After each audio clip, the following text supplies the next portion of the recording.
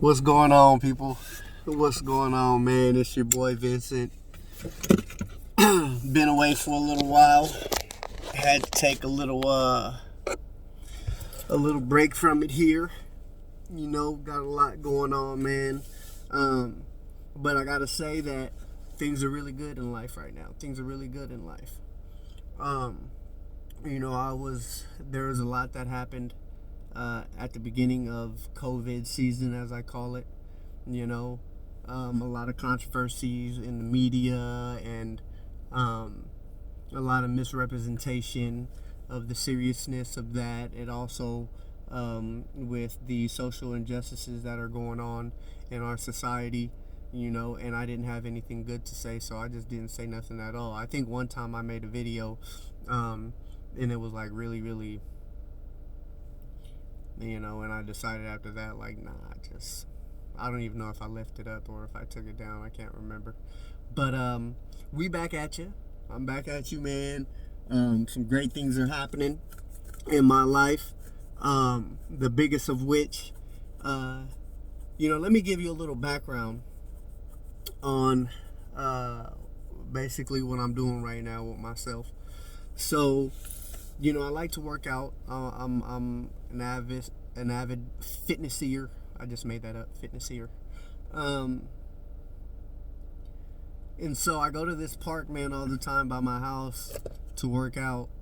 And what ends up happening is one day I'm there just like I am every other day. And I had noticed that there were cars parked on the street, before, and that people live in those cars, but I didn't know that there were children living in some of these vehicles with their parents. Until that day when this little boy walked up to me and, asked me what I was doing. I told him I was working out. He wanted to talk, and so, we're talking. He's like, man, I like to exercise and I like to work out, but my mom won't let me play in the park here because it's dirty, and she only let me come over here to talk to you because I saw you working out and I wanted to ask you what you were doing. And I said, well, where do you live? And he goes, oh, I live in that van with my mom. I look, to the sidewalk, and there's a van there, and this woman is standing outside the van surrounded by a bunch of guys, and I can only imagine what this little boy has to witness on a daily basis, and then he can't play in the park because it's dirty. I look around, there's glass all broken all over the ground, trash galore, human waste, dog waste, stuff that shouldn't even be in parks, stuff that shouldn't even be in parks. And then, to break my heart just a little bit more, he goes, man, my birthday's tomorrow, I turn 6, and the only thing I want to do is play in the park. He says, I really wish somebody would come and clean this park. And I'm thinking to myself, what do I usually do on Saturdays? What do I really do on Saturdays? I don't do nothing on Saturdays. Nothing. I'm usually looking for somewhere to go spend some money. So I'm thinking to myself, why don't I just come and clean this park?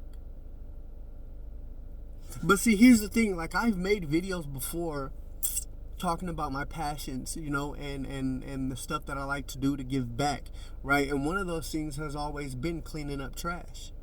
It's usually been more low-level stuff, like just grabbing a bag and putting as much trash in it as I can stuff in there before I can't tie it, But this turned into something else. So you know what? That weekend, I got up bright and early. I went to Home Depot. I got a bunch of stuff, man. I got some rakes and some shovels and some bags and, some push brooms, and I got a blower, a backpack blower, and so I go to this park, Saturday morning, and I clean the park from end to end. And this isn't a small park. There was a lot of space, and it took me about 9 hours, but to see the look on his face when he was able to play in the park because all of that stuff that his mom said was in the way so he couldn't play was gone, that was enough. That was enough. It was enough knowing that I got so many hypodermic needles off the ground in glass. Listen, if you're not educated and you don't know, right, about HIV and AIDS and STIs and like how they run rampant in different income level neighborhoods, like to be below the poverty line and live in an area like that, you know, the rate for STIs and HIV is pretty fucking high. Excuse my language. Like, it's pretty high, you know? And so people are like, oh man, you know, you clean it, it gets dirty again, and da da da da da, and they don't care, they want to live like that. You can't say that people want to live like that because you don't know how people want to live. It's unfortunate. That woman's situation is very, very unfortunate, but nobody knows that she wanted to live like that. You know? Maybe she didn't have any other thing to do. I come from that world. So, like, I know that women that are in relationships with men that are in that world, that live that life, they come to rely on them. Right? They come to rely on them and vice versa. So if one ends up locked up and everything is gone in the blink of an eye, like, one may find themselves on the street. And more than likely, there may be a child involved. She may have been there temporarily because something went wrong in her life. But I'm not the one to judge that. See, here's the thing about being selfless, right? And doing good deeds. You don't be selfless and do good deeds, right? And then have an expectation as to how other people should act or respond to what it is that you're doing. You do it with no expectation. And you do it with no judgment. None. I'm going to clean this park. I'm going to bag up all this trash. I'm going to blow this thing down. And, you know, when it's all said and done, if it gets dirty again, then it gets dirty again. But at least for the time that it stays clean, it'll be a better experience for whoever. I'm on Facebook, and somebody posted on Facebook in the comments because I posted the video, right? And they're like, oh, I know that park. It's just going to get dirty again. That was 4 weeks ago. That was a month ago. And I went by there this morning and the park is still clean. Still clean. So what that means to me is that this is trash that's been building up over a period of time. And what ends up happening is, right, like the city picks and chooses what parks they want to clean and when they want to clean them. Perfect example. The second park that I did, it was attached to a dog park. And a friend of mine told me, like, man, you should go check out this park on Chester. And I was like, okay. So I went over there, and I had been there to the dog park portion of it with my dog, you know, a time or two. And the first thing I noticed was that the dog park part was immaculate. Immaculate. I mean, it was so clean. You could tell that it had just been cut and edged and all of that. It was immaculate. And like, there's no cutoff from the dog park to the playground area where children play. But when I tell you that the dog park was immaculate, and then literally, like, it looked like somebody just stopped, and the kids part, the play area, was completely filthy. It was filthy. It took me, this was a fraction of the size of Martin Luther King Park, but it took me double the time. It took me Saturday and Sunday to clean this park. 67 hypodermic needles. Crack pipes, meth pipes, right, drug paraphernalia, like all in the sand. I had to go systematically through the sand with a rake before I even thought to blow it, just to make sure that I dug everything out of the sand. Because God forbid somebody decides, you know what, I'm going to bring my child to this park today. I post that on Facebook, and here's where the criticism comes in. Somebody is like, you know that's a dog park now. It's still a child's playground here too, and children can play here. But even still, I have a dog, and I would not want her stepping on any glass or any needles. I wouldn't want that, because that can cause injury to anyone or anything that is a living creature. I clean the park, right? On my second day, this guy comes up to me. He's like, man, thank you. He's like, thank you for cleaning this park. And I was like, you're welcome, no worries. He goes, man, I live right across the street. He said, I watched the city come. I watched him clean the dog park and edge it up and mow it and do all that stuff and blow it down. He goes, man, but they never do the park. He said, they never do the park.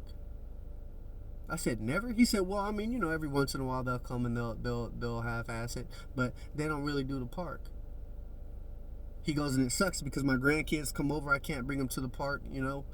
And I'm like, well, you know, hopefully you can bring them to the park now. So this has become a thing for me.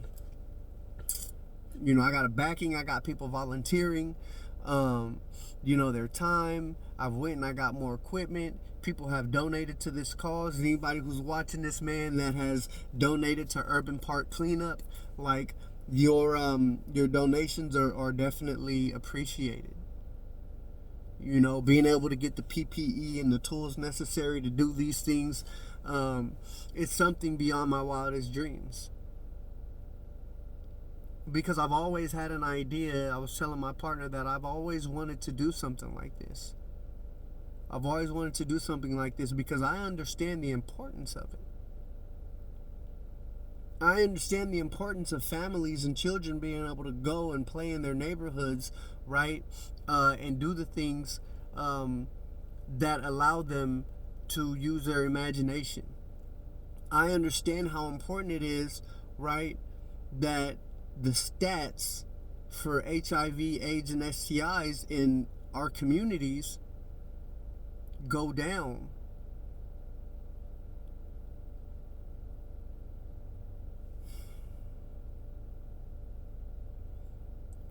You know, if you've never been affected by stuff like this because you live behind a wall, you know, and you've never been to the other side of the tracks, then you can't relate.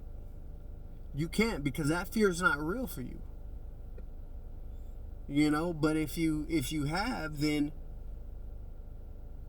and you're not doing anything, can't judge you, can't condemn you for it, because you're only doing what you know how to do.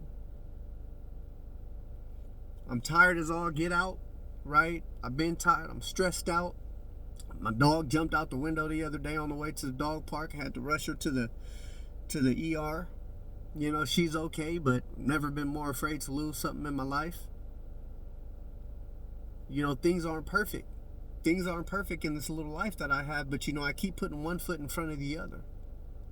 One foot in front of the other, one foot in front of the other, one foot in front of the other. And then when I get knocked down and I feel like I can't walk, I crawl. And there's always somebody there to help me up to, you know, take my first step. But what I get to do with my life, or what I decide to do with my life, is the defining factor in my happiness. That even though things aren't perfect, right? Things are pretty freaking awesome. Pretty freaking awesome. The example that I get to set for people in my life, you know, that I've let down, you know, or people in society that look at me one way. Look, I got dreadlocks, I got, you know, I'm wearing the hoodie, and I got the grill in my mouth, and, you know, all of that. But it doesn't matter how you dress, what jewelry you wear, right? It matters how you present yourself. In the day that we're living in, everybody wants to say that, like, people judge them by their outward appearance. No. People judge you on how you present yourself. And yet and still, at the end of the day, I care not one bit if people judge me or not. Because at the end of the day, them judging me isn't going to get these parks cleaned. It isn't going to get these streets cleaned, right? It isn't going to bring good back into our communities, right? People out there yelling Black Lives Matter, but ain't nobody doing nothing, right? Everybody want to yell and have their voice be heard, but look, at the end of the day, what are you doing to help the culture? I realize that our house is on fire. And if I realize that our house is on fire and all I want to do is yell my discontent about it, I'm not doing anything. I'm not doing anything. That's not taking action. Not to me. To me, taking action is going out into some of these communities, right? In my community, where I'm from, right?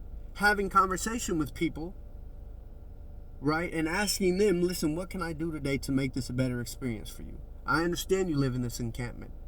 Last weekend, we cleaned up by the Greyhound station in Oakland. You know, a little encampment. You know, and this lady was really, really upset. I was like, do you mind if I clean the trash from out your area? And she was like, no, I don't want to do that. And I was like, okay, that's fine. You know, I said, do you need anything? You know? You allow people to have their experience. And after we got to a certain point while we were cleaning, like, she was like, okay, go ahead.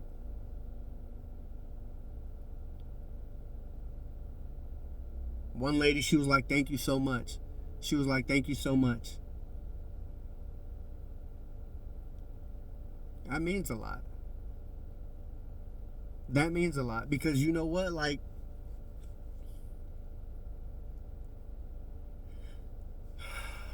I can remember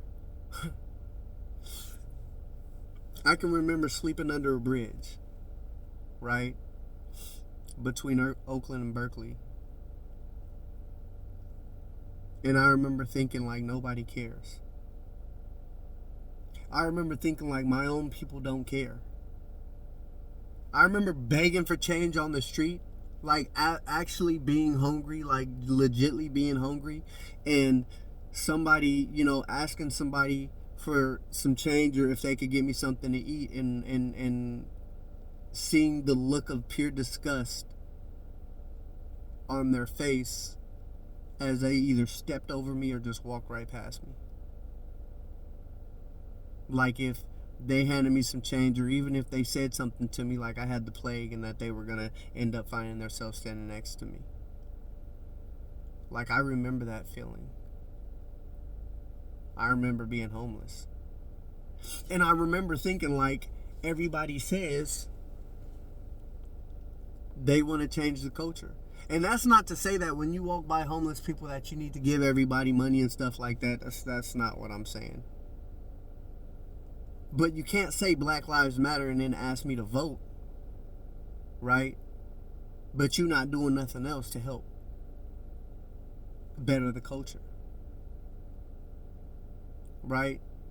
It makes no sense to yell Black Lives Matter one minute and then the next minute you walking down the street and you mugging another black person, or you starting stuff with another black person, right? Or you're condemning the next black person, because people know what they know, and that's what it is. People are going to do what they have experience in, right? They're going to believe what they're going to believe until something happens to change that belief. So if I believe that the system is against me and that everybody is against me, it's probably because, in my experience, that's what I've experienced. I've experienced being downcast by my own people, being judged, being condemned.